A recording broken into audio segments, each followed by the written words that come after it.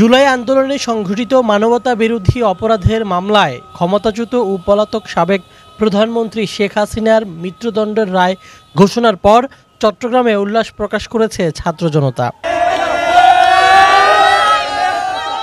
সোমবার বিকেলে নগরীর ২ নং গেট এলাকায় দেখা যায় আনন্দ মিছিল ও মিষ্টি বিতরণ আর শুকরানা সিজদার দৃশ্য।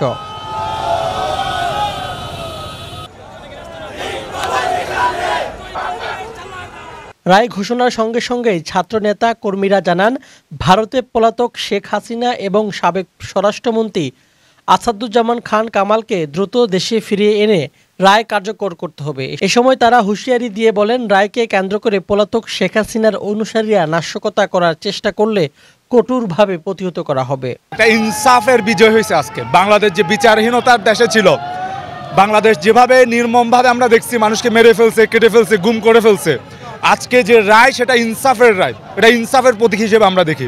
হাসিনাকে শুধু একবার না, হাজার হাজারবার যদি ফাঁসিতে ঝুলানো হয় তারপরে তার বিচার হবে না। আমরা এখন বর্তমান যে সরকার ব্যবস্থায় সরকার আছে তাদেরকে অনুরোধ জানাবো, হাসিনাকে যেন ইন্ডিয়া থেকে কানে ধরে একবার কান ধরে এনে এর রায় যেন বাস্তবায়ন করা হয়।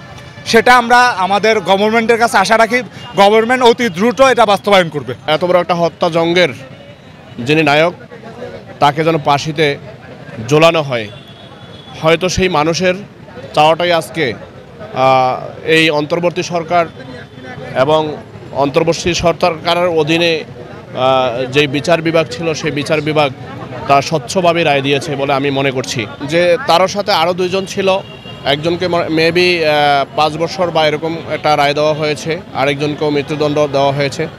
এতে আমি মনে করি যে আমাদের যেই শহীদ ভাইয়েরা তাদের আত্মা একটু হলেও শান্তি পাবে। সমগ্র বাংলাদেশের ঐক্যের একটা আপনার প্রতিফলন হয়েছে।